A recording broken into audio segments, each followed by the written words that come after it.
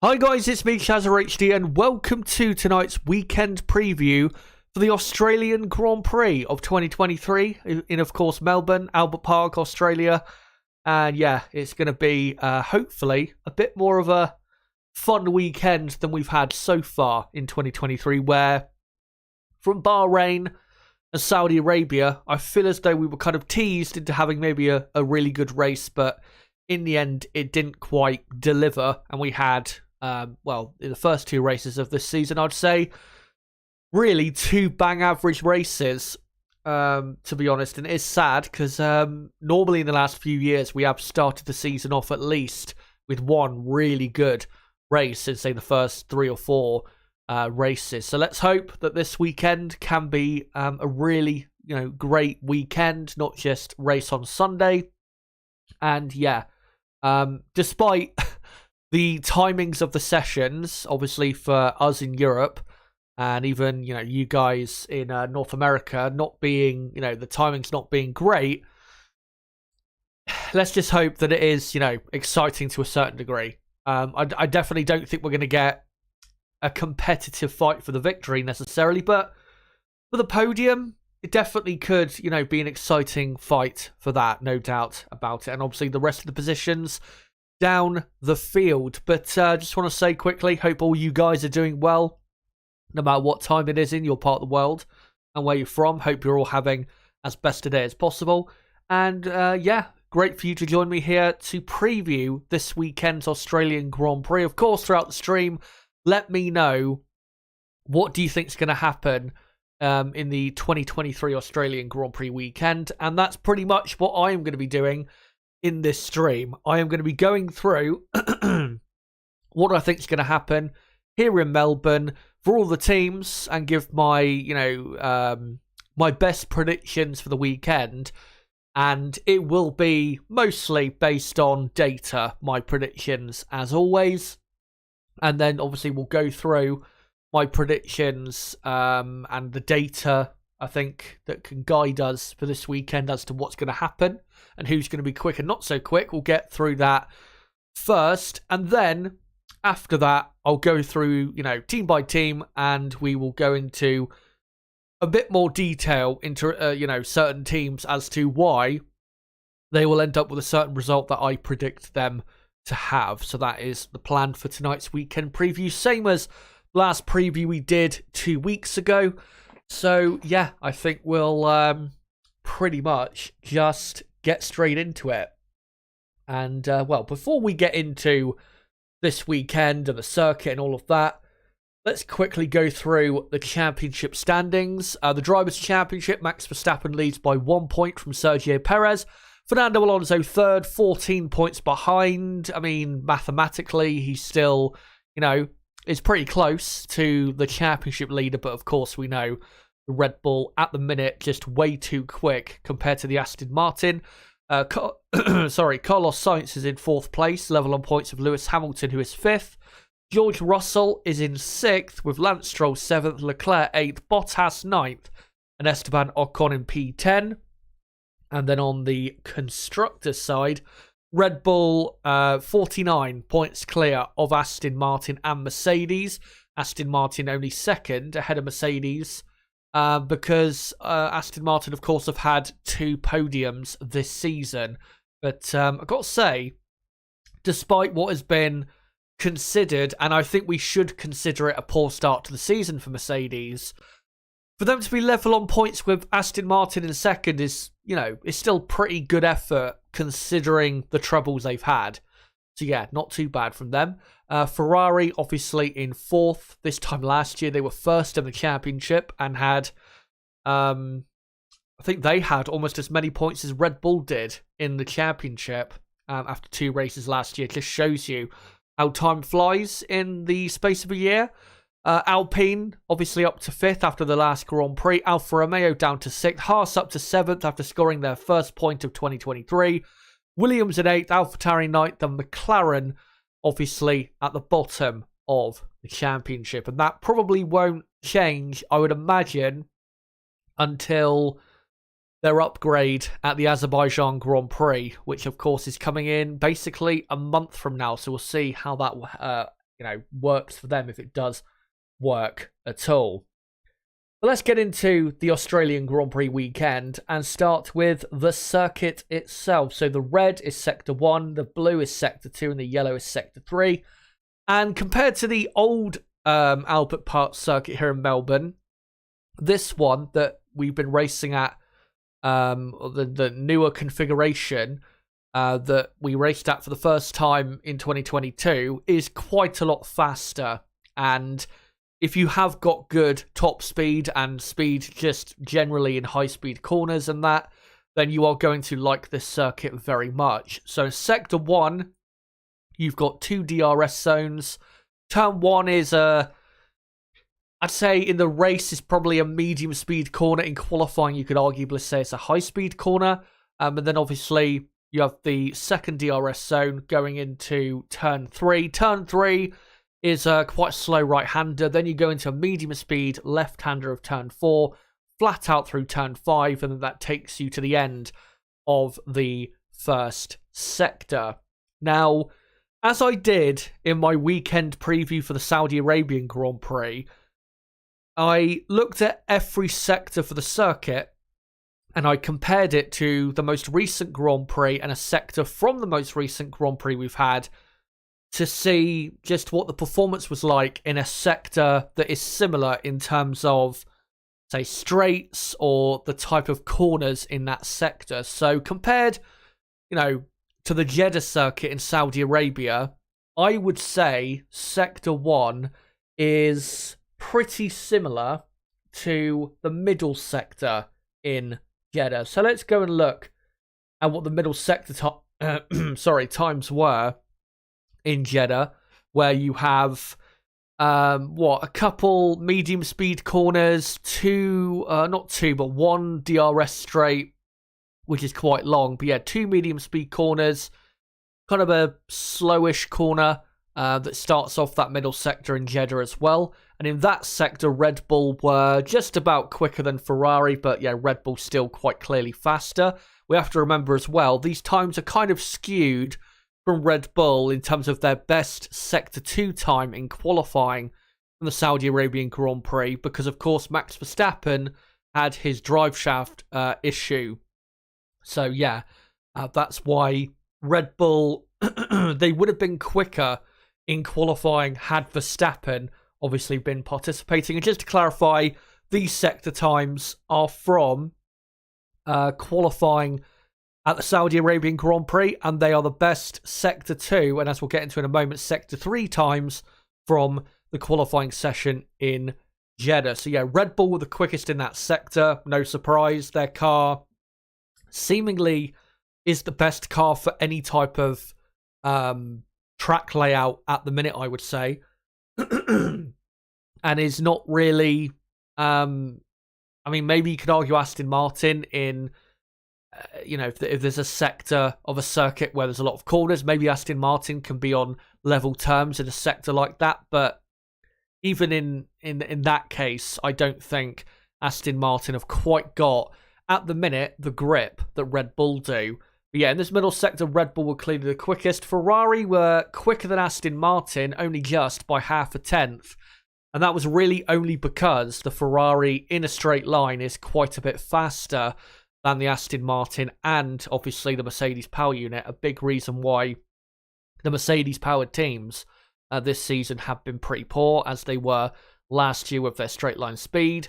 You can see there George Russell and the Mercedes, for example, tenth and a half slower than Leclerc in the Ferrari.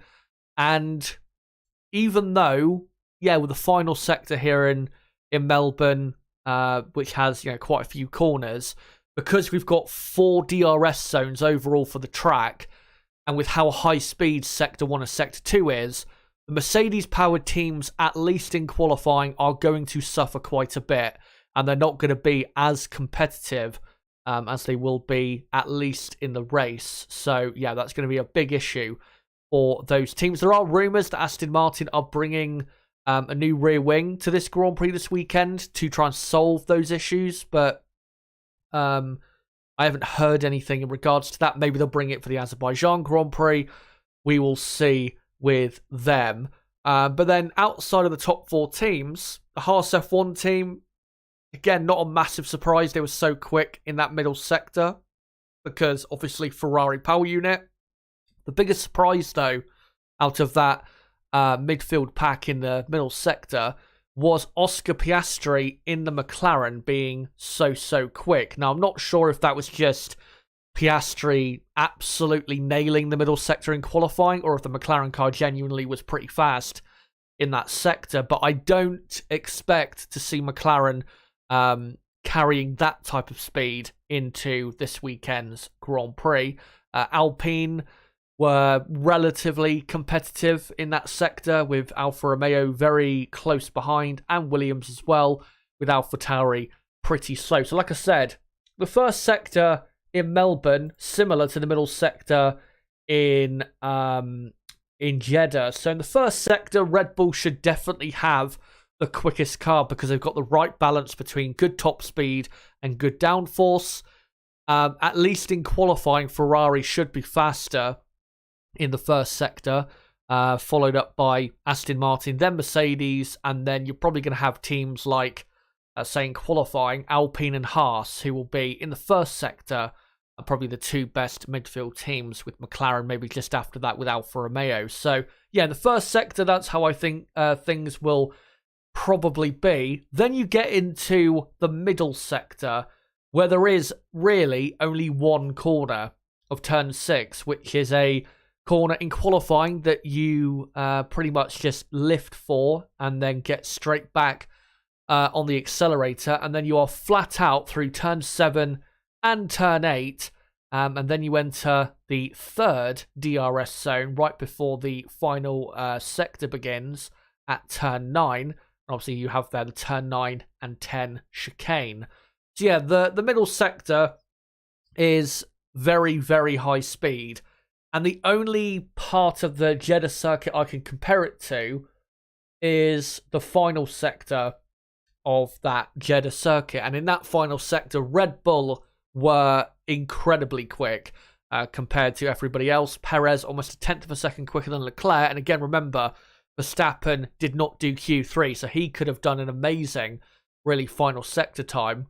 And then after that, you have quite a gap to the 2 Mercedes-powered teams, obviously with Mercedes-Benz and Aston Martin. Again, not a surprise because Mercedes-powered teams are just, quite slow in those high-speed sections. And I certainly do expect in the middle sector here in Melbourne for Mercedes and Aston Martin to be losing quite a bit of lap time in that middle sector. And that's the sector where the Mercedes-powered teams are going to suffer the most, except for Williams, who just seemingly have an incredibly slippery car, and it isn't really a massive issue for them. You can see there, the Alpine and the Haas were pretty close to the Aston Martin and Mercedes teams, and Alfa Romeo not doing too bad in that sector. Back in Jeddah, though, McLaren, that's where they were at their worst, was the final sector, because again, it was the most flat-out, high-speed sector of the track. So yeah, McLaren especially in that middle sector are going to be just so horrendously bad. So if we go back to the track map, yeah, the middle sector I think will be obviously Red Bull, the quickest team. Ferrari won't be that far behind. They'll be not right on the pace of Red Bull, but they'll be, maybe just a few hundredths of a second slower. And then you have a pretty decent gap back to teams like Mercedes and Aston Martin. Then after that, yeah, Alpine, Haas, Alfa Romeo, maybe Williams, I expect in the middle sector to be pretty fast. And McLaren, like I said, they will maybe not be the slowest team because AlphaTauri were pretty bad in Jeddah, at least in qualifying, but they're going to be right down there, McLaren, because they still haven't really upgraded their car since the first Grand Prix weekend in Bahrain, which was, 4 weeks ago, amazingly. Can't believe it's already been 4 weeks. And then the final sector in yellow, I've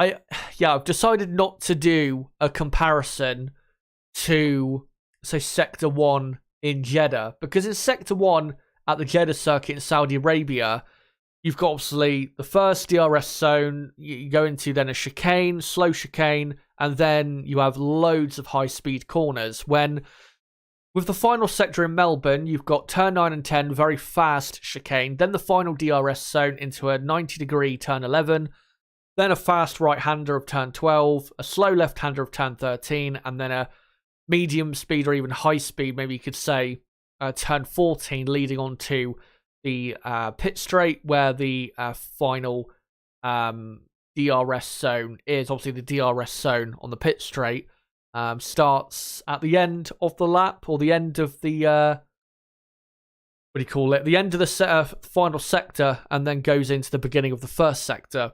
I don't know why I said it in that way. It sounded pretty stupid, but I think you get what I mean. But yeah, with that sector, the final sector, the one in yellow, it's pretty hard to compare it to any of the tracks we've been to so far, because there's not really a sector of track like the one in Albert Park, at least that, you know, we've been to so far. So in that final sector, my assumption is that whoever has the most amount of downforce will do the best in that final sector. I mean, yeah, you do have a DRS zone, obviously, for half the time on the pit straight in the final sector, and a DRS zone from turn 10 to turn 11, but, you know, turn 11, turn 12, 13, 14 are very important corners, obviously turn 9 and 10 as well, so I expect the teams with good amounts of downforce will do very well in that final sector. But my expectation for the entire field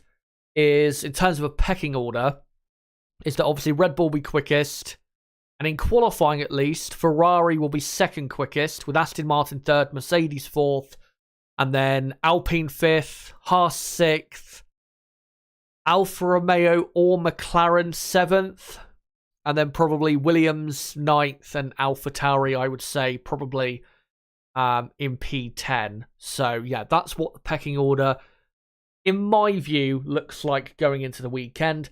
And before I get, you know, onto the teams and how I think they will do, let's get on to my predictions for the weekend. And we'll start with my top 10 qualifying prediction.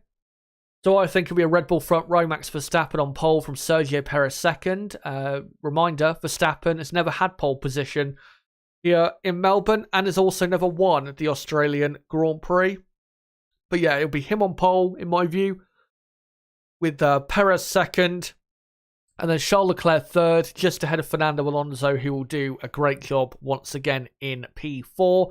Carlos Sainz will be fifth, with Hamilton sixth, Stroll seventh, Russell eighth, and then the two Alpines, Ocon and Gasly, will complete the top 10. And then outside the top 10, even though I've not, you know, done a graphic for it, I think it'll be most likely the two Haases of Hülkenberg and Magnussen just outside the top 10. And if anyone other than these teams, these top 5 teams, get into Q3, it's most likely going to be Haas, I think, to do that. Maybe McLaren if one of their drivers pull out an amazing lap. But yeah, realistically, I think it'll be the Haas team that could break into that top 10.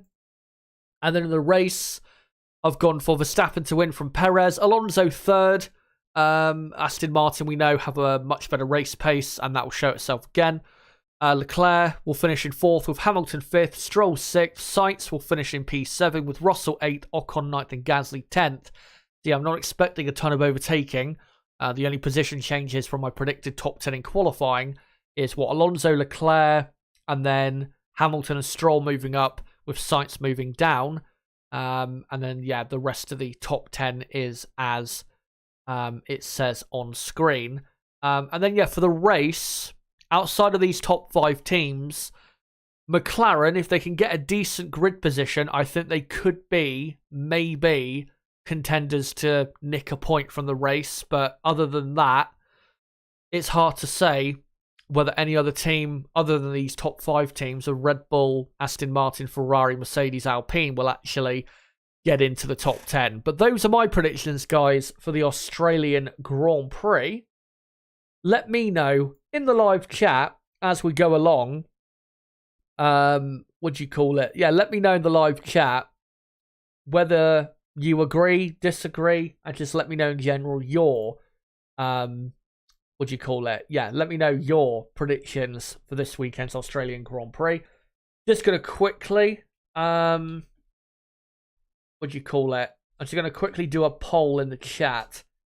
Instead of who will win the Australian Grand Prix, because I think that's a pretty boring thing to ask. Let me instead ask who will finish in third this weekend. Who will finish in third for the 2023 Australian GP? And yeah, let me do a few options here. And the options I'll go for in terms of putting it in the chat will be, or in the poll, sorry, is Alonso, Leclerc, Sainz, and Hamilton. So yeah, make sure to vote in that poll in the chat. Who do you think will finish third in the Australian Grand Prix of 2023 this weekend?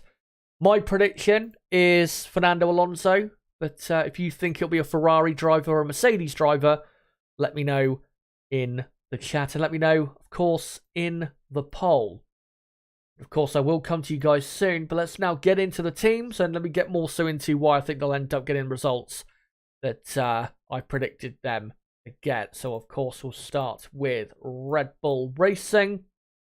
And, yeah, I don't have really much to say on them. Obviously, they have clearly the best car.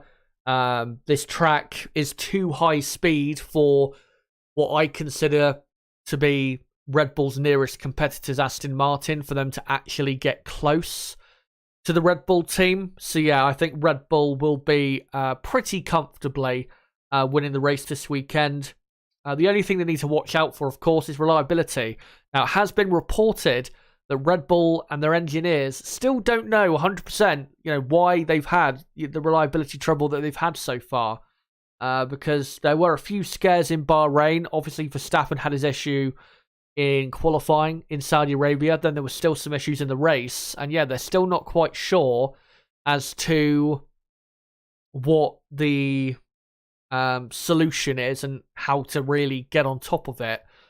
So that maybe could give us some excitement this weekend if one of or if both of the Red Bulls somehow, fall out of the Grand Prix. But yeah, I think it's going to be, as long as they stay reliable, Red Bull finishing first and second. I have seen in the last couple weeks since the last Grand Prix, plenty of people online, content creators. I won't name any names, but I think you guys will have probably seen certain videos out there. And just people talking online, Twitter, I guess Facebook, other places, about the whole Verstappen versus Perez thing and a rivalry. I think those types of people are inhaling toxic amounts of hopium. And when I mean hopium, I mean those people are hoping that we are going to have a teammate squabble for the championship when that is not going to happen. Max Verstappen is the absolute king at Red Bull. Sergio Perez is a number 2 driver. I like Sergio a lot. You guys know that. I've backed him up and defended him for years. But he's a number 2 driver, and he is not going to fight with Max Verstappen this season. And I think it's pretty fair to say this. If Max Verstappen had not had his drive shaft issue in qualifying 2 weeks ago, he would have won the Saudi Arabian Grand Prix for the second year in a row. So, yeah, there is no fight for the championship or teammate squabble for the championship. It just isn't happening. Red Bull are going to win both championships very easily, and Max Verstappen, like I said, will win the championship very easily because he's just, as we know, on a completely other level to Sergio Perez, who is driving very well. Perez is at the absolute peak of his powers, but his powers aren't strong enough to contend with Max Verstappen. So yeah, Verstappen for this weekend, pole position I think he'll get, and then he should comfortably win the Australian Grand Prix. Like I said, he has never taken pole position at the Albert Park circuit or won the Australian Grand Prix in Melbourne. And the best result he's had was third in 2019. Did qualify second last year, but of course, Red Bull was too slow to win, and Max then had a breakdown because of the fuel pump, I think it was, which they were having issues with at the start of last season. How time flies, I have to say, with what happened that weekend, because after that Australian Grand Prix weekend, Leclerc obviously won the race and pulled out a lead of, compared to Verstappen, I think he was, 46 points ahead, Leclerc, after the first 3 races of that season. But really, since that race, Max Verstappen and the Red Bull team have not looked back. I mean, Ferrari, since the Australian Grand Prix win of last season, Ferrari have only won 2 races, and Red Bull have won, 17, 18 races? Yeah, it is pretty mental to think how a year ago people were talking about Ferrari and Leclerc, like, maybe not certainly winning the championship, but being in a very good position to win the championship. And then, yeah, it just, so quickly turned around last season and then went Verstappen's way. But thankfully, at least from Red Bull's point of view, things have started this season in a lot more comfortable fashion. But yeah, first and second it'll be for Red Bull Racing. Now let's get on to the more interesting teams that will actually be fighting other teams out there. Ferrari, who had a very poor Saudi Arabian Grand Prix weekend. For this weekend, what is really possible for them? Well, a podium is the best they can hope for. But given their real lack of pace at the minute, especially in the races, I think even a podium for them at this current moment in time is a lot to ask, because we saw in Saudi Arabia, again, a massive showing of just how far their pace drops off from qualifying to the race. In qualifying, even though Perez did not do the best pole position lap and he did not do his final run in Q3, Leclerc was only a tenth and a half slower than Perez. In the race, Leclerc was not even the quickest Ferrari driver. It was Carlos Sainz. And Ferrari were, after the safety car came in, Ferrari were 1.2 seconds per lap slower than Perez in the Red Bull. So that's basically a second a lap worse off compared to qualifying. So yeah, I think, like I said, even getting a podium right now is a pretty hard task for the Ferrari team. Aston Martin were pretty clearly faster than them in Saudi Arabia. Maybe not necessarily with Lance Stroll, but definitely with Alonso, they were quite clearly faster in race conditions. The only thing, really, that can get them onto the podium this weekend, in my view, is 2 things. One, if obviously Alonso has a reliability issue. We saw obviously Stroll had an ERS failure in Saudi Arabia, so it is possible. But if that doesn't happen, Ferrari have got to really hope that it is a really boring race. And when I mean boring, I mean hard to overtake, very hard to overtake, like it used to be in the past. Because they are, if they do qualify 3rd and 5th, like I have them finishing up in qualifying this weekend, obviously they're not going to move forward, and they're just going to have a whole heap of cars behind them, and we'll have to hope at that point that their straight line speed can keep them ahead on circuit, and that for whatever reason, Mercedes and Aston Martin behind, are struggling to follow in the dirty air. Obviously, we'll see if that's the case on Sunday, and if Ferrari do get themselves a pretty decent grid position. But yeah, it's really depressing at the minute with Ferrari, because it feels like their season is pretty much over. And I know it's only race 3, and obviously we're not done with the 3rd race of the season, but coming into this season, I think we all expected Ferrari to still win probably a few races this season. And when I mean a few, like maybe 3 or 4 races, we didn't think Ferrari were going to be obviously this much off the pace of Red Bull. And I thought they'd definitely be a lot more competitive. And yeah, they've started the season just so slow compared to Red Bull. And I think the way I view it is Red Bull, clearly, since the end of last season, have improved their car and have got quite a bit better. And Ferrari, I wouldn't say they've got worse Ferrari. I just don't think they've improved at all. They're just basically as quick as they were last season.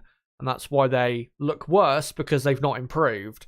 I think even someone said after the Saudi Arabian Grand Prix that Ferrari were not even lapping quicker than their race times in the Saudi Arabian Grand Prix of 2022. So, yeah.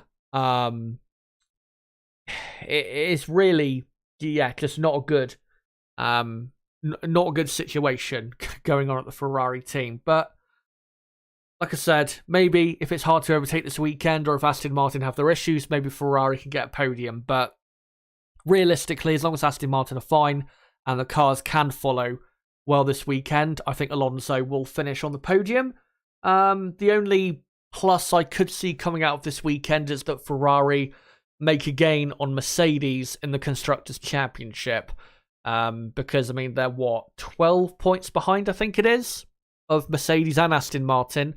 If they could try and make a gain on one of or both of those teams, that would be, like I said, a plus. But there's not really many positives to look out for with the Ferrari team in terms of what is possible for this weekend's race. And not just for this weekend's race, but the entire season. And yeah, at this rate, I could see Ferrari not winning a race this season. Because even if Red Bull have their issues, Ferrari are not the next team in line, are they?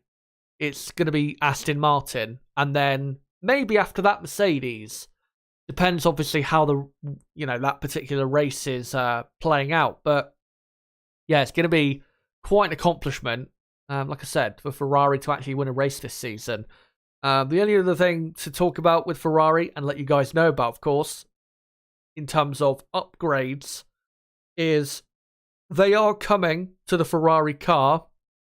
I believe I think they might have an upgrade coming for the next race in Baku, but I'm pretty sure from the stories I've read in the last few days, Ferrari are going to be bringing pretty big upgrades to probably one of their home races at Imola, which is obviously the Emilia-Romagna Grand Prix, which is 19th to the 21st of May, and it's in 7 weeks from now, I think.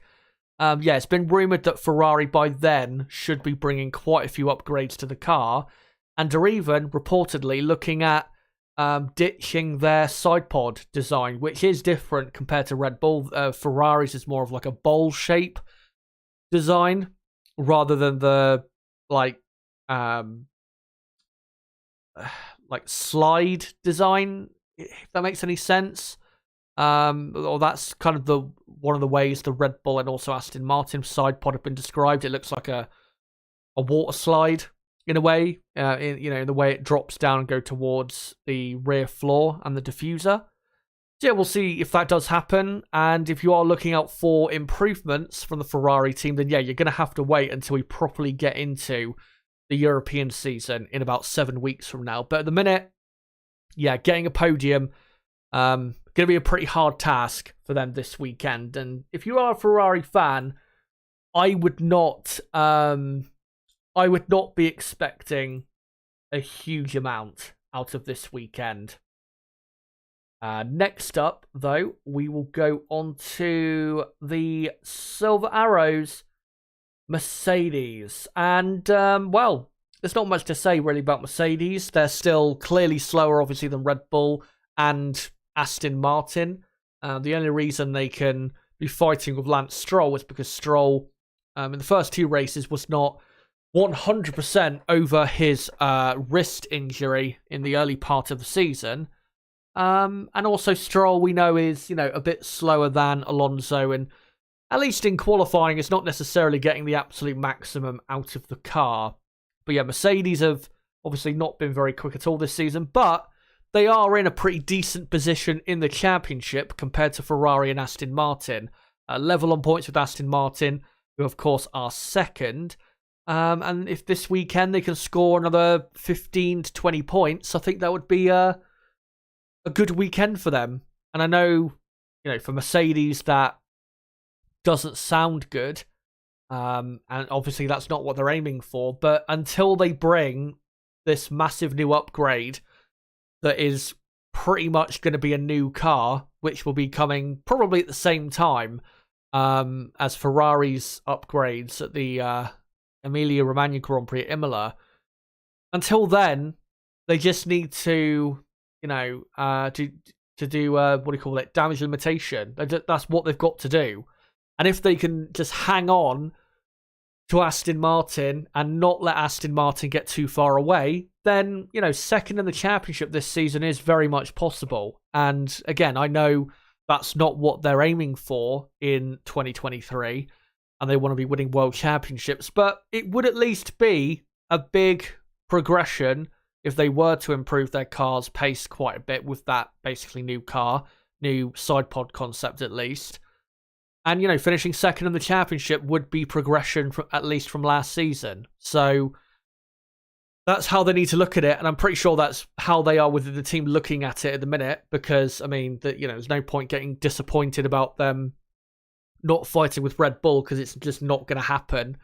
And Mercedes, I would say, are another team that are at big risk of not winning a race this season, because at the minute they haven't got obviously a quick enough car to even finish on the podium, and until they bring new upgrades that change our opinions, we can't say anything else at the minute. So yeah, Ferrari and Mercedes in a pretty bad position. For this weekend, yeah, Mercedes are not going to be as quick as Aston Martin. Aston Martin right now fundamentally are faster. There is no doubt about that whatsoever. And because of the lack of power from the Mercedes power unit compared to the Ferrari, that's going to cost them quite a lot in qualifying, because they just won't be able to fight with Ferrari as much as they could maybe in qualifying at the Saudi Arabian Grand Prix, especially with that middle sector being, almost entirely flat out. It's going to be very hard for them to really compete. But yeah, for the race, they just need to try and do the best they can and try and exploit Ferrari's obviously poor race pace and poor tyre management. And then maybe we can see Mercedes still grabbing a pretty decent result. And I think, to be honest, from the Saudi Arabian Grand Prix, yeah, Lewis Hamilton's pace maybe wasn't the greatest in qualifying. And, they didn't... it still wasn't for them a good enough weekend. But 4th and 5th, 22 points, considering how slow this car is still a pretty good result. So I don't think they should be too down in the dumps. Because clearly, as a trackside operation, Mercedes are still operating like an absolutely championship-winning team. They're getting pretty much the best out of what they have. Failures for this Mercedes team are going on back at the factory, and that's where they need to solve their issues. And the only other thing that I wanted to mention was there was a little bit of interesting comments going on in regards to Lewis Hamilton, who, coming out of the Saudi Arabian Grand Prix, was talking about how what was it? I try to remember the comments exactly. He said something to the degree of George Russell was lucky, I think, to finish on the podium due to the setup of the car or something.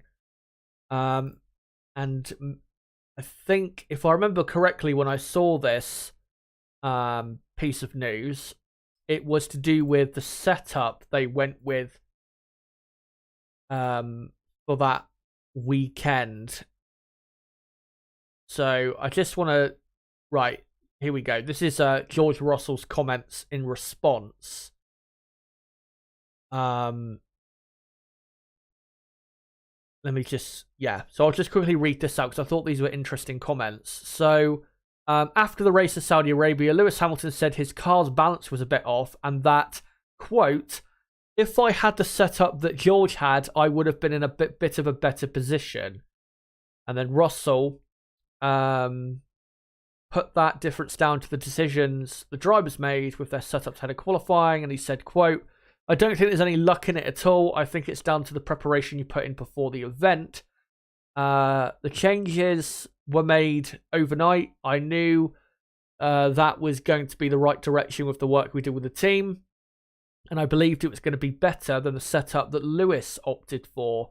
I think everyone's got different preferences. I was happy with the direction I took and the work I'm doing with the engineers. So, yeah, a bit of a, I guess the slightest of clapbacks at Hamilton there, saying that, oh, well, if I had Russell set up, then I would have been in a better position. And I think if I just go back to that article, I think Lewis did say something like that, that George ended up with the better result because of the setup. We just try and find what Hamilton said in a more exact way. Let me just try and find these comments. Maybe, I'm not sure he said luck. He was a bit clickbaity there from other news organizations other than race fans. But Lewis said after the Saudi Arabian Grand Prix that if he had had the setup that Russell had, he would have been in a better position. And Hamilton said also, quote, "It's just there was like a 50-50 choice. I chose one way, he chose another. More often than not, the way he went is the wrong one, but it just happened to work. I can only match his pace rather than be quicker this weekend, but I'll work hard. Make sure that two are in a better place next time." So I guess you could argue that he was insinuating luck. But yeah, just thought those are interesting comments. And when I saw that little quote from Russell responding to what Lewis said, it looked like maybe a bit of drama, but it doesn't look to be as dramatic when you actually get your magnifying glass out and actually look at the comments yourself. But with Lewis Hamilton, obviously this season there's been some talk about him giving up, possibly leaving the team, stuff like that, which I don't think is true. I don't think he's giving up at all. I thought in Saudi Arabia he was still pretty good. I know, obviously, his qualifying position was not that great, and his race pace was definitely helped by, being on the mediums in the second half of the race, and the safety car definitely helped him out quite a bit. But we have to remember, he did not improve his final lap, so it's not like he had no more pace within himself in qualifying. I think he definitely could have done better, and there was definitely more potential there for Lewis. But I don't agree at all that that Russell is the number one man at Mercedes or anything like that. But yeah, we'll see how he does this weekend. I do expect Lewis to be pretty quick this weekend. I mean, the first two tracks we've had on the calendar are not necessarily strong circuits for him, and obviously this circuit, even though he's only won here twice, amazingly, he has been on pole position, Lewis, in Melbourne. How many times? 3, 4, 5, 6, 7, 8 times, I'm pretty sure it is. Yeah, 8 times. So, that is an amazing record.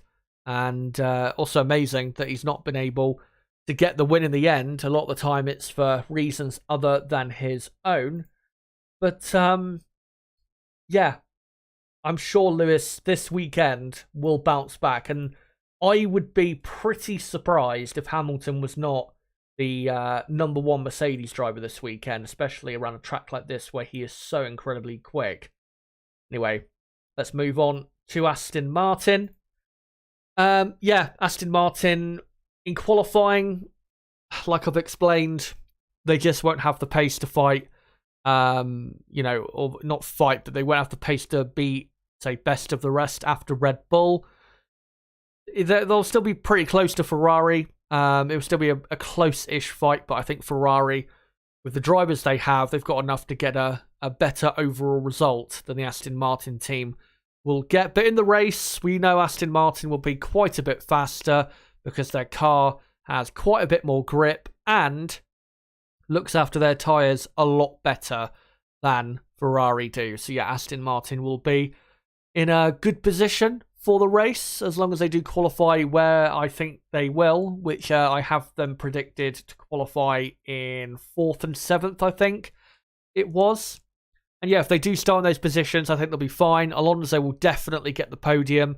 Obviously, last year at this Grand Prix, Fernando was spectacular. Could have got onto the front row of the grid in the Alpine. He was that quick, and who knows what he could have done in the race. I think he probably would have finished on the podium had he not been so unlucky in Melbourne in last year's race. Lance Stroll, I'm not expecting too much from him, to be honest.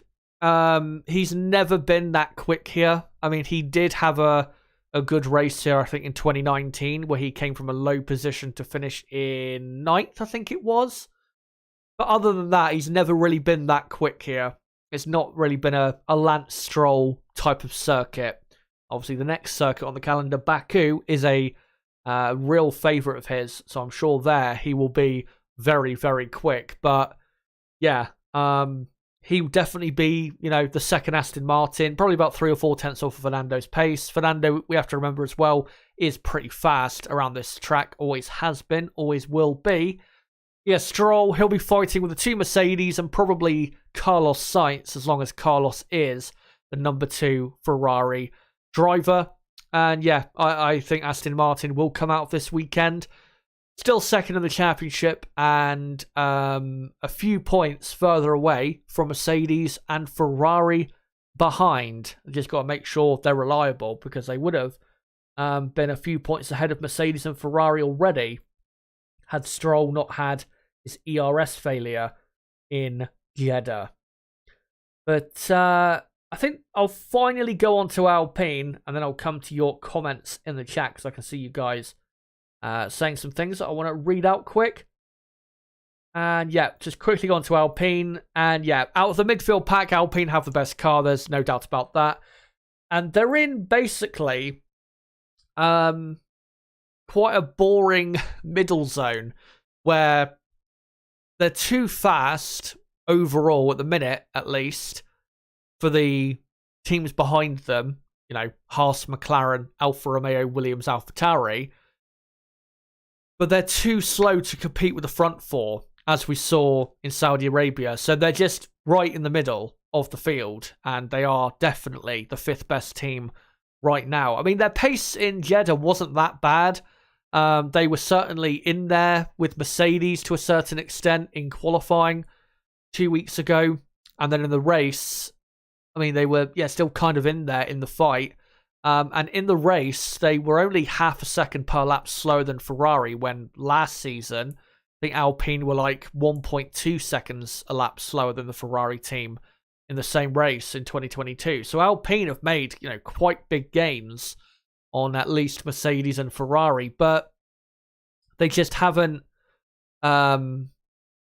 closed the gap yet, I would say, to the point where they can actually start fighting with those teams on a regular basis. I think it will come. I think Alpine will, later on this season, be in a position where they could probably, at certain races, fight with, say, the Ferrari team. But yeah, it's just not quite there yet for the Alpine team. And yeah, like I said, they're too fast for everyone behind. So I think they'll round out the top 10 in qualifying and the race. Esteban Ocon is pretty fast around here, so I expect him to be ahead of Pierre Gasly, who was, definitely the number 2 Alpine driver in Jeddah. So yeah, Ocon, he'll be the number 1 for Alpine. And if they do finish 9th and 10th, then at least they're, pulling away from the teams behind them. And they just need to hope at that point that there is some chaos ahead of them to pick up some good points. But yeah, before I go on to the rest of the midfield teams, let's get to your comments in the live chat. Make sure to let me know what you think is going to happen for this weekend's race. Just want to say quickly, don't forget to subscribe for more content like this, because I have got plenty of Australian Grand Prix weekend content coming your way.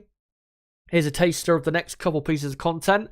Tomorrow night, I'll be live at 6 p.m. UK time for the qualifying preview. And of course, we'll go over everything that happened in Practice 1 and Practice 2, all of the data, and it will help formulate our opinions or predictions, whatever you want to call it, going into qualifying itself. And then on April Fool's Day, this Saturday, I will be going live at 5 a.m. UK time for the qualifying watch along. So there will be no coverage of Practice 3 or any of the other practice sessions, because it's just it's on too early in the morning for me, and I've had a pretty busy week. So yeah, I'm not going to be covering any of the practice sessions. But yeah, from 5 a.m. until 7:30 a.m. UK time on Saturday morning, I'll be live for qualifying. We'll do an hour's build up, then qualifying starts at 6 a.m. and then obviously I'll do a reaction to the session for probably 30 minutes or so after we are done. And then on Sunday, I'll be live again for the race watch along. 2 hours before the race at 4 a.m. UK time, I'll be going live. And then the race starts obviously at 6 a.m. And then once we're finished with that, I'll be live for about 30 to 45 minutes after the race has finished. So make sure to come and join me for all of that content. And of course, remember, I'll be live again on Monday night to review all of the big talking points from the Australian Grand Prix weekend. So yeah, make sure, if you are new to the channel, to subscribe for more content like this. And for everyone watching right now, don't forget to smash that like button. Let's try and get this stream up to 20 likes or so, or maybe 25 likes. Make sure to smash a like if you haven't already. Hello to Nib, by the way, in the chat, who says he's on the way into the city now. And obviously he's going to be there and consuming all of the F1 this weekend. Hope he has a great time. And yeah, you may think, well, how incredible is that he's already on his way into the city and on his way to go watch it. But Practice 1, guys, only starts in how many hours? I think 5 hours from now. Yeah, we're not that far away from first practice. Like I said, I won't be watching Practice 1 and Practice 2 because it's yeah, just on too early in the morning. But like I said, I will make sure to cover qualifying and the race as usual. Anyway, let's get into your comments in the chat. And let's see what you guys have to say. Darth Lord Raven says, hi, Chesa, how are you doing? I'm good. Hopefully you're good as well. And also, he says, or she, cheers, man, and thanks for the stream again. No problem. Will this race be a turning point? Because we haven't raced in 3 years. It might be a different outcome for what we think might happen. Might be something else. Well, first off, we did race here last season. Yeah. Unless you just quickly forgot that. I'm not sure. But, I mean, yeah, we haven't raced around this configuration of circuit that often. So there is still a possibility for mistakes. I mean, we saw a couple mistakes going into turn 9, the entry to the fast chicane in the race last year with Sainz and Magnussen. And the reason that was is not just because, they went in too quickly to the corner.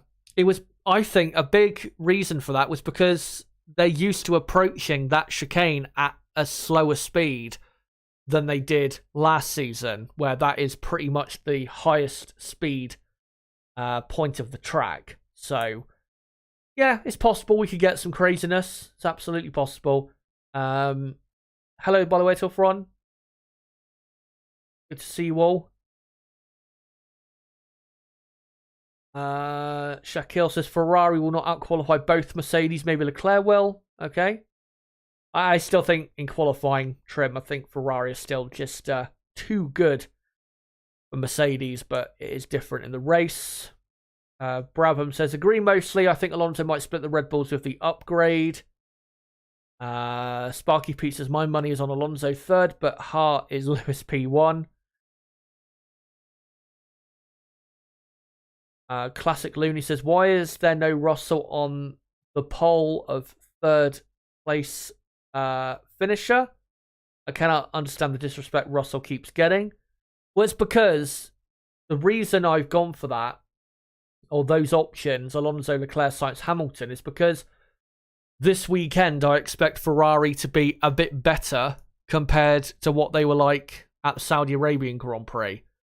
I'm not saying Russell is going to be, terrible, but I just don't think Mercedes are going to be as good compared to Ferrari as they were 2 weeks ago in Saudi Arabia. And also, I expect Lewis Hamilton to be the number one Mercedes driver because he is so quick here. And if we look at last year's race, Hamilton was quicker and better than Russell last year at this track. And the only reason Russell got the podium was because the virtual safety car, I think it was, or the safety car came out at the right time and caused, And caused caused Russell to come out in third place ahead of Hamilton because he wasn't actually as quick as Hamilton that weekend.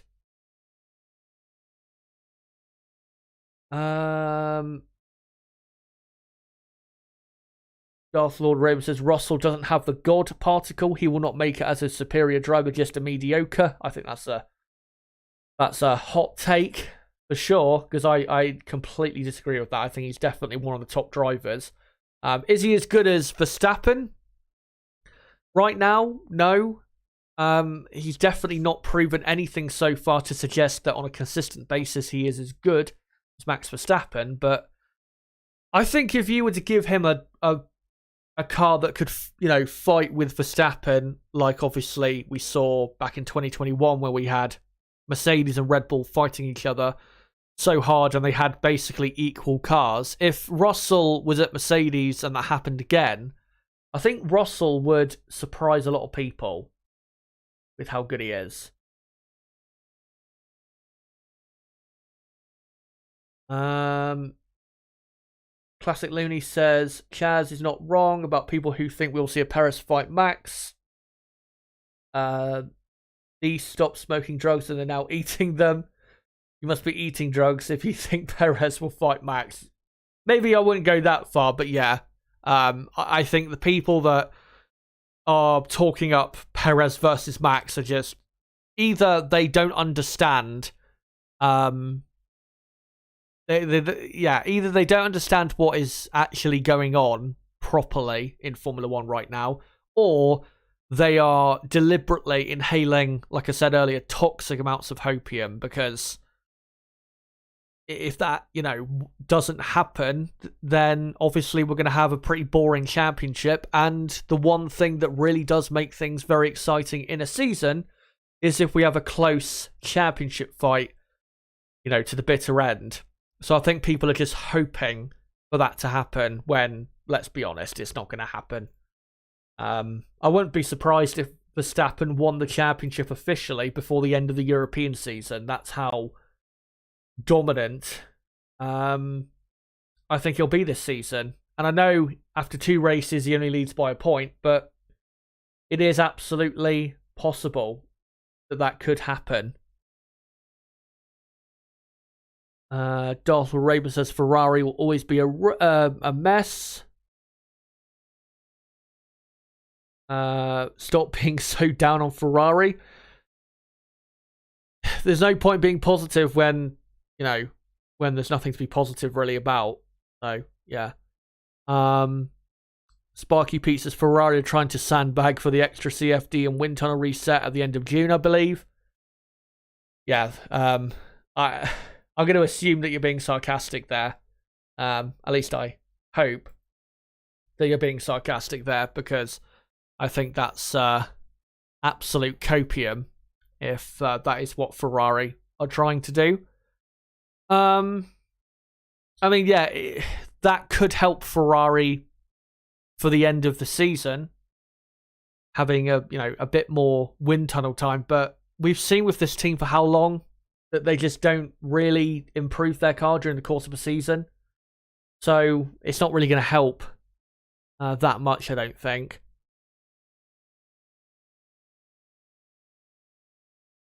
McLaren from races, even Chaz are in F1 nuts. I reckon there will be a power unit issue with Red Bull this weekend. Something needs to slow them down a bit, lol. Yeah, let's maybe hope that happens. Sparky Pete also says, I got a 3-day campus pass for the Miami Grand Prix. I don't know if I should buy an actual seat for Sunday or if I can find a seat or a good viewpoint. Lol, my first race.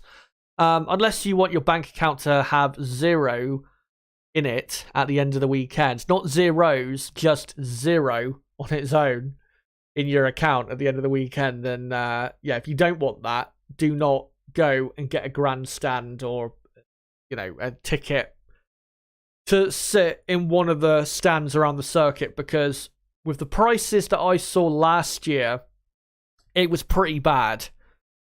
The pricing, unless of course you've got quite a bit of money to play with and you can afford it, then go for it. But yeah, the prices were quite bad, so I wouldn't be, if you haven't got a ton of money, I wouldn't be parting with the amount of money that they want you to part with just to sit in a seat, to be honest. And to be honest, I've been to one F1 race, one F1 testing event, I guess you could call it, for 4 days.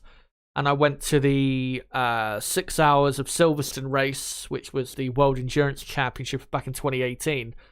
And every time I got a, what do you call it? Like what you got, Pete, campus pass or whatever you call it. I can't even remember what you call it, where you get to roam around, and basically go where you want. Completely has vanished my mind what it's called. But yeah, I prefer those tickets much rather than sitting in a grandstand or anything like that. Brothermore says, I have no doubt that if Merck had a championship level car, the Hamilton-Russell relationship would be 2016 all over again. I do get that feeling as well, that it would be pretty tense between those two, and they would probably fall out if if that situation did present itself. Personality-wise, they are quite opposite of each other. Lewis and George are. They're not similar in that way. Brabham also saying the problem with Lewis and Merck is, from Merck's point of view, if your car isn't going to win a championship anytime soon, is he worth the money? Probably not. I see your point, but I mean, Mercedes are not a privateer team, so they can they can afford to pay a driver like that. But as well, Mercedes, they are a team, and they've proven this obviously in the last 10 years, that they are capable of building world championship winning cars. And if you can build one, you want the absolute best drivers in your car, because if you can get those absolute best drivers, they'll deliver the results that you should get. And that's what they pay the big bucks for Lewis Hamilton. So yeah, I think it's absolutely justified, the amount they pay for him, because they've obviously for a long time they've delivered good enough cars for him, and if they can deliver that again, then like I said, it'd be justified. McLaren F1 race, where's the 4th DRS? Is it the sweeping right and lefts up to the high speed left? Right chicane, 3/4 the way front. The 4th DRS zone is after the turn 9-10 chicane, going into turn 11.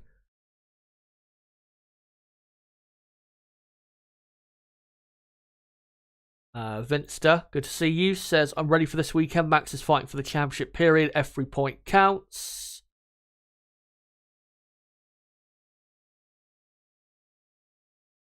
Sparky Pete saying 2,000 for the main straight, 5,000 plus for premium, and Nib saying general admission. Yeah, there you go. I don't know how I forgot about that.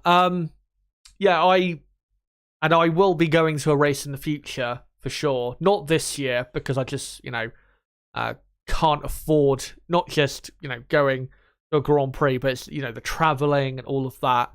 I'm just not gonna, bother going this year. And also, I've been, what do you call it? This year, I've had a pretty big year. I'm coming to the end of my first year at uni. Obviously, this coming September, I'll be starting my second year at uni. So I need to focus on that. But I am going to be going to a race soon, hopefully in 2024. But the point I'm trying to make is whenever I look to going to a race, I never look at, grandstand tickets or anything like that. I only look at the ticket prices for general admission because, in my view, general admission is the best ticket you can get for an F1 race or even just a motorsport event because you have the freedom, really, to roam when with a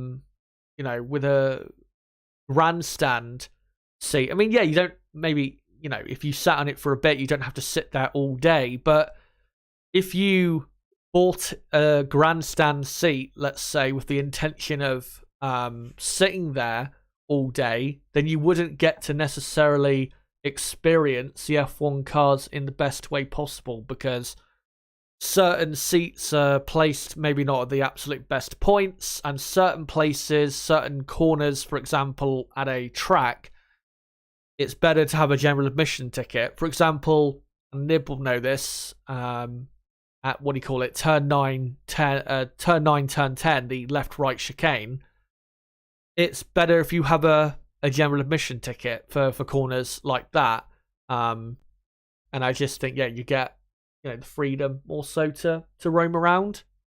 And yeah, I just enjoy those tickets much better, to be honest. Sparky Pete says, general admission starts at $600 for the Miami Grand Prix. Compared to the other tickets, it's way more reasonable, but still expensive for people. Most expensive sport to watch, in my opinion. Yeah, the ticket prices have just gone crazy, and the next race I go to is very much likely not going to be in this country being, the UK, where obviously I live, because the British Grand Prix tickets are just a joke compared to a lot of the ticket prices at a lot of the other F1 races. For example, go and look at, general admission prices in a lot of the European races. A lot of them are a lot better. And,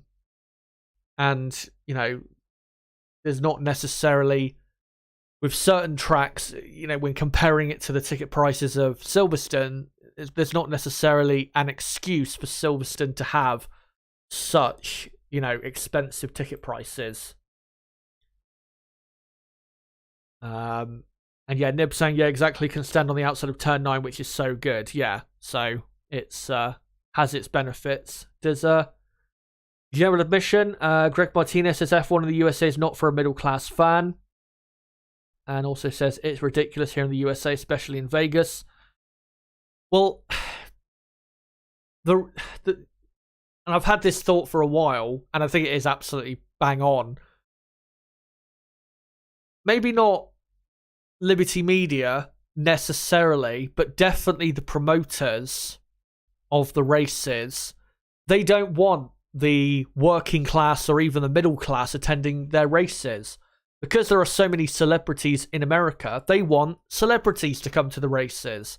That's the crowd they want to attract. Look at the Miami Grand Prix last year. How many celebrities were there?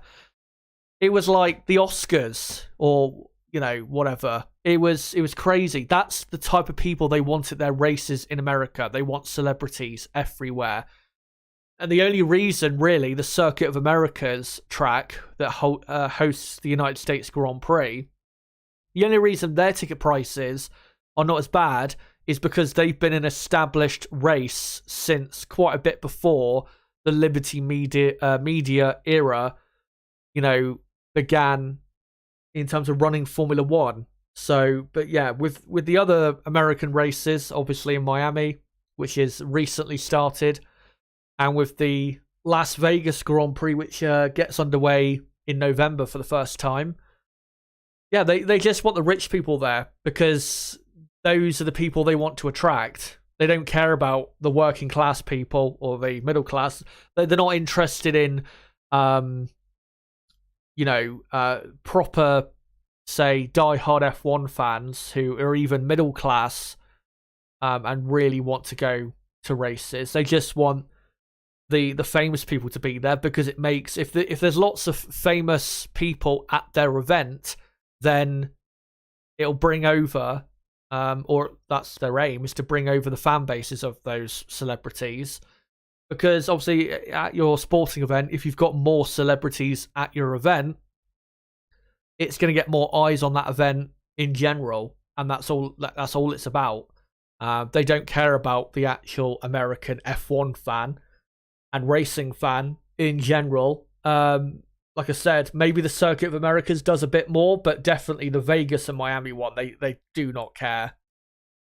It's all about, as much publicity as they can get and rinsing the public of as much money as they can.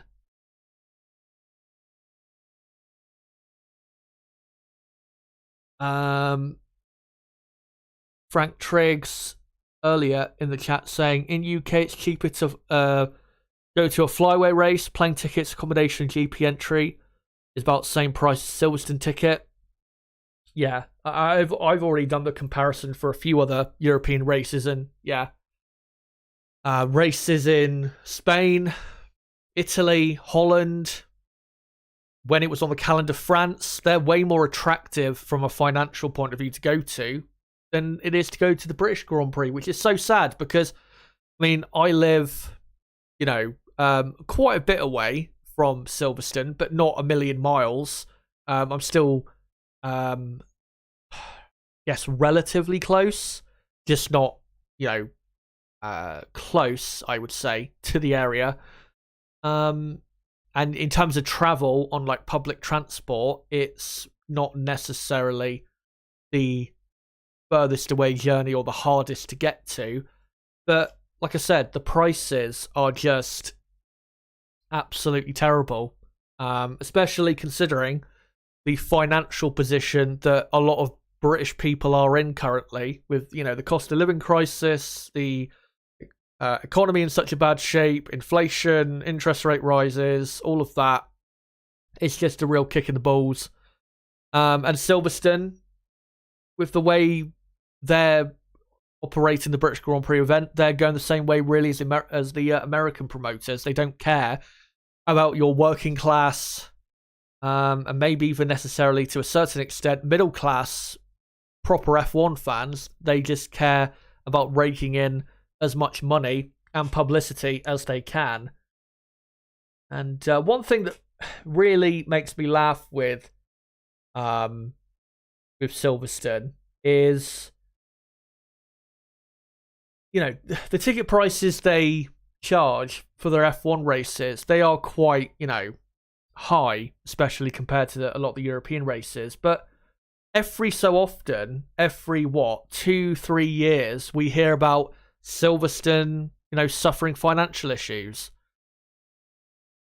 And it's just, to me, it's like, I don't get how they can rake in so much money from especially these last few British Grand Prix and still financially not be in that good of a position.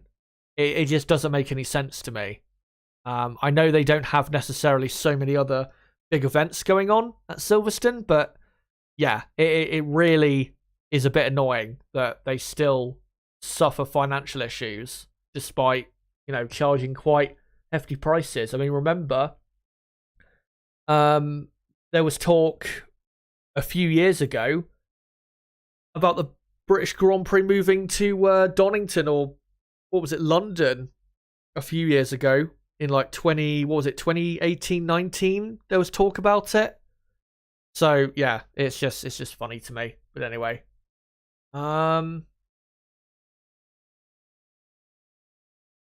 let's find a couple more comments, I reckon, and then we'll go through the rest of the teams.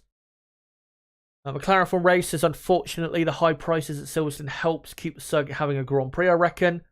I fear we will lose it before much longer with the green Liberty is displaying.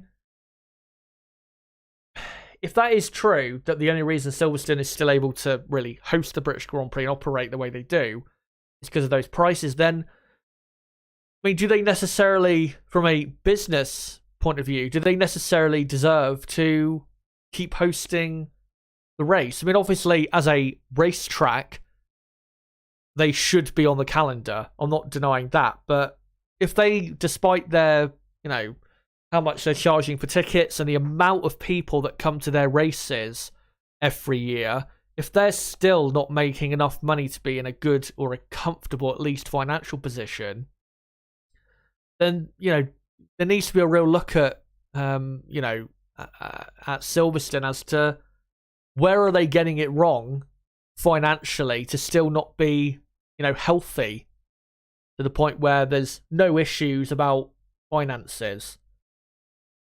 Because it feels like financially they've been in a bad position for a while and it just doesn't get any better despite, increasing prices and all of that. Michael Gideon says the best race was Indy after the Michelin debacle. Cheap tickets, drivers signing autographs, open track walks on Thursday, etc. I got Hamilton's autograph right after he won in Canada. That's great. Yeah.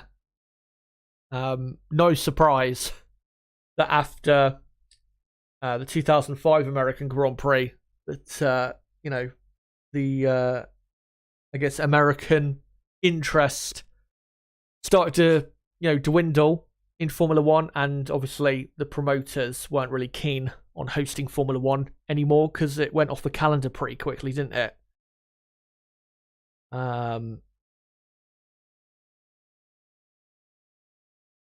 Right, so I think I've gone through all the comments there that I wanted to. One thing I will do quickly is I'll just end the poll in chat, because I think we've had quite a few votes considering the amount of people watching. So I asked you guys who will finish third in the Australian Grand Prix. You guys voted for Alonso, 68% of the vote. Carlos Sainz, 11% of the vote. Hamilton, 11%. And Charles Leclerc on 8% of the vote. So that's what you guys voted for. As to who was going to be on the podium this weekend. I mean, who's going to win? We know who's going to win. That's why I didn't do a poll for it. But yeah, I think, like I predicted earlier, pretty likely that Alonso will be on the podium for the Aston Martin team. But let's now move on and go on to McLaren. And McLaren, of course, this time last year had a brilliant Australian Grand Prix. I was actually watching highlights of the 2022 race earlier on Sky Sports F1. They were so quick last year. Norris outqualified both Mercedes cars and was fourth on the grid. Both McLarens were super quick. Ricciardo was probably faster than Norris in the race. And yeah, on pure pace, Ricciardo was probably the faster driver in the race. And yeah, in the race as well, for at least the first 15, 20 laps, McLaren were as quick as the Mercedes team and ended up finishing 5th and 6th in the 2022 edition. So, yeah, brilliant race for them last season. And this is really the Grand Prix last year, where after a difficult start like they've had this year, where they really bounced back. But this weekend, that's not going to happen, because I don't think they've got as good of a car as they have, or as they had this time last year compared to everybody else. I think their poor performance at the start of last season was mostly down to lack of running rather than the car being, overall really bad. Yeah, McLaren this weekend I don't think will be that great. Obviously, I'm very interested to see how Oscar Piastri gets on, because he was really one of the standout performers at the Saudi Arabian Grand Prix weekend. And of course, it is his home Grand Prix here in Melbourne. So fingers crossed he has a good weekend, because it would be nice to see him, bringing it home for a good result and maybe beating Lando Norris as well, which would be a very good result for him. Lando, though, is pretty fast around here. We've only raced here twice in the past where Lando has been, racing in F1. Obviously, in 2019, Lando qualified in 8th place, I think it was. And then, obviously, last year was 4th on the grid. So Lando is clearly very fast here. So it's going to be difficult for Oscar to be on the pace, at least, of his teammate. But if he can be, that would be a superb effort by the Australian. But I think McLaren's going to be too slow this weekend to get into the points because they just don't have the straight line speed. Their car is really slow down the straights, as we saw in Jeddah. And in the first 2 sectors, they'll lose too much lap time to teams like Alpine and, at least in qualifying, to teams like Haas to really be competitive enough. And then, in the race, I think they'll do a bit better. They'll have decent race pace, but it won't be enough to get them into the top 10. And I think they'll have to hope, really, for retirement of one of the top 5 teams for them to actually score a point on Sunday. But let's hope that Oscar Piastri keeps up his great performance from Saudi Arabia. Don't believe he's ever driven around here before, so going to be a bit of a learning experience for him. This track isn't as difficult as it used to be pre the new configuration, but let's hope he has a good weekend for McLaren. Let's hope McLaren have overall a less messy weekend than they've had in the first 2 races of this season. For Alfa Romeo, not really much to say about them. I mean, the first weekend of the season, I think, was an outlier, really. I don't think that was a legitimate showing of how good they are. It was a great result in Bahrain, Bottas finishing in 8th, but I don't think Alfa Romeo are genuinely that quick. In Saudi Arabia, they were pretty slow, to be honest. They weren't as quick as Haas. They were nowhere near the pace of Alpine. And obviously, Zhou was the number 1 man for the team in Saudi Arabia and finished in 13th place, I think it was. And Bottas was last of all the runners. So it was a pretty poor weekend in Saudi Arabia for Alfa Romeo. And I don't really expect it to get that much better this weekend. Alfa Romeo, from what I've seen so far this year, they just look to have taken a pretty decent step back compared to teams like Alpine and Haas. They're definitely nowhere near the pace of Alpine. And with Haas looked as though they've gained a decent amount of time compared to the Alfa Romeo team since last season. So Alfa Romeo, I don't think they'll be in the top 10. I think Valtteri Bottas will definitely be back being the number 1 Alfa Romeo driver. But I don't see them in the top 10 at all. I don't think they'll be really that close at all in the end. Haas F1, outside of the top 5 teams in qualifying, I think Haas are the ones to look out for because I think they could maybe sneak into the top 10. Except for last season, they do have a pretty decent record here in Melbourne. Obviously, their first ever race was here in Melbourne in 2016, where Grosjean amazingly finished in 6th place. They had a great qualifying here in 2017, 18, 19, where they were in the top 7 on the grid, I think, for Haas.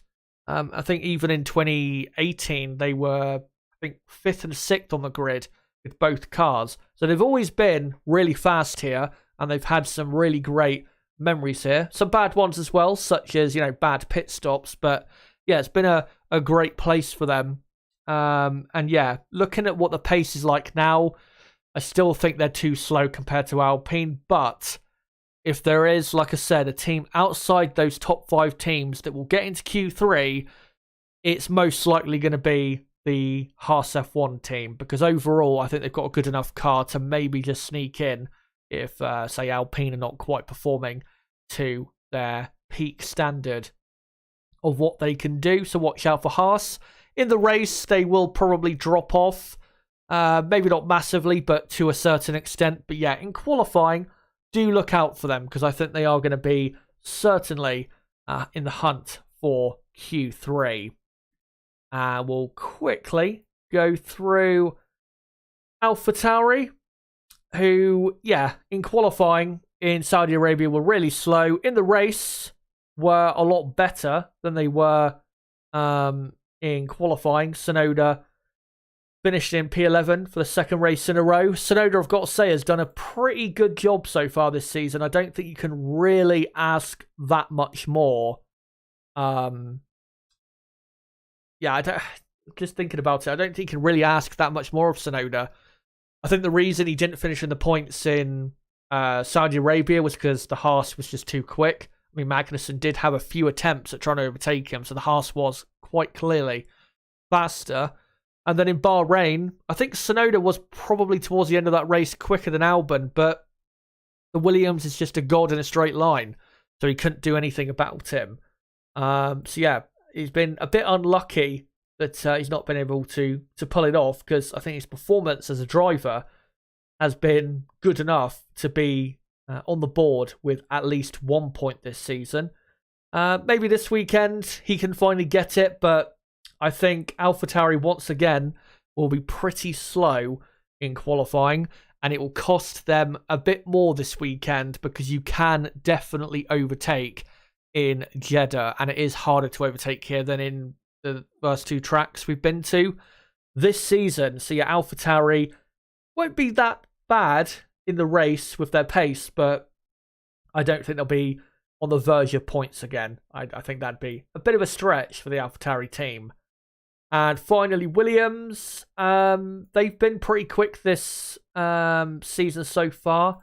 The only reason, really, I think they didn't score a point in the last Grand Prix is because Alex Albon had a poor session and ended up knocked out in Q1, when really he, I think, had the pace to be in Q2, and then obviously had, I think, a brake issue in the race, and that cost him what probably could have been a points finish if he had not had that issue, because Williams looked pretty quick in that race up until really Alex Albon's issue, and even Logan Sargent looked pretty quick in the Williams up until his medium compound tyres went off the cliff. So yeah, look out for Williams. They're a bit of a dark horse, as they usually are in the last few months or so.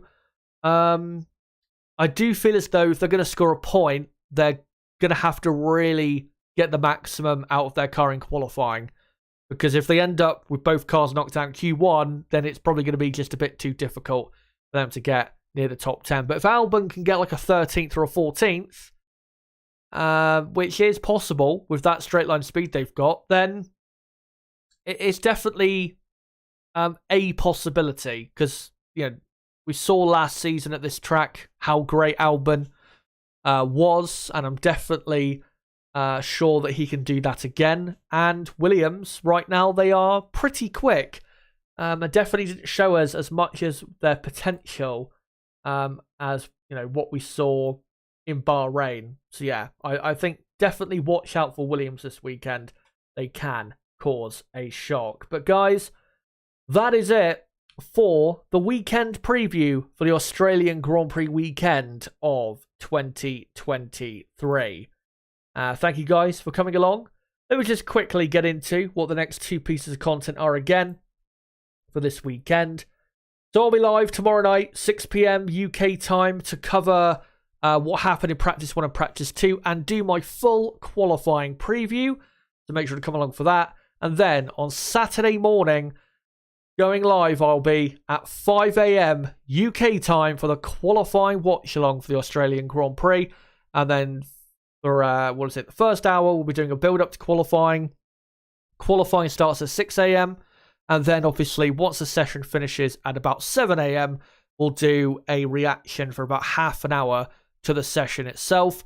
Then on Sunday, I'll be live at 4 a.m. UK time, 2 hours before the race starts, to build up to the race. Then we'll do a watch-along for the race, and then, of course, a reaction to it afterwards with a review of the weekend on Monday night at 8 p.m. as well. So yeah, make sure to make sure to come along for all that content. And if you are new to the channel, Don't forget to subscribe for more content like this. Before you go, guys, make sure to smash the like button. It would be great if you could do so. Obviously, it does help the channel grow. As well, make sure to go and check out the 2 videos in the description, which I have a link to. One of them is a video where I talk about how Red Bull could legitimately win F3 race in 2023.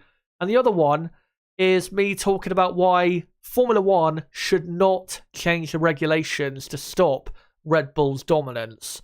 Make sure to go check that out as well. Again, the links to those 2 videos in the description down below.